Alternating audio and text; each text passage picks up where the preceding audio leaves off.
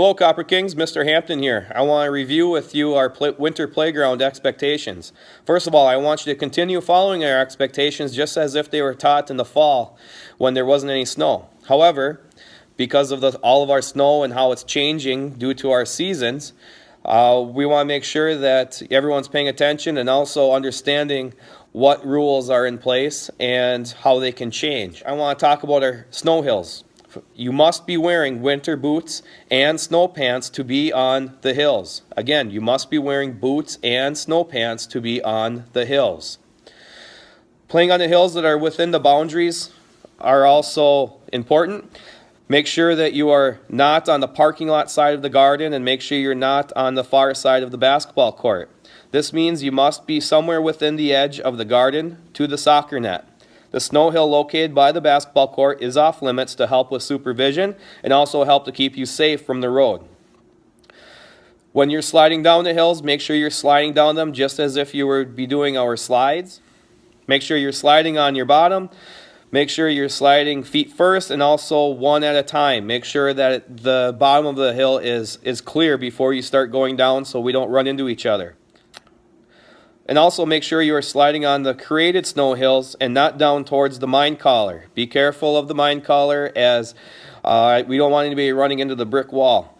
Also, King of the Hill type games are not allowed to be played on top of the hills. Again, King of the Hill type of games may not be played on top of the hills. Also, make sure that you are being safe on top of the hills.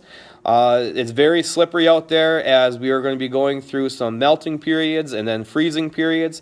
So a lot of ice is out there. Make sure you are walking on top of the hills. Therefore, tag type games are not allowed on top of the hills either. So if you're up there, great, have a blast, but you got to make sure that you're being careful and trying not to bump into anybody. Make sure you know who's around you.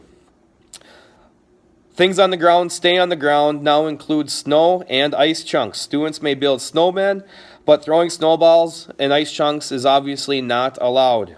Stay off any ice, and equipment may be closed as needed for safety by any teacher or supervisor. So again, there's a lot of ice out there. Sometimes you don't know where it is. If all of a sudden you start sliding on the ice and your teacher asks you to move on to a different place on the playground, please listen to them. They really are just trying to keep you safe and not get hurt. One more thing that I want to address is during lunch recess.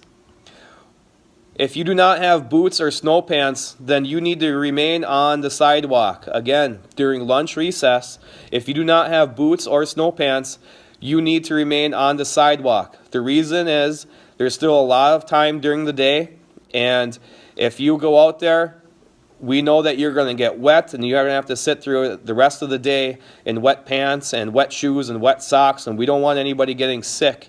So again, make sure you're listening to your teachers and your playground supervisors.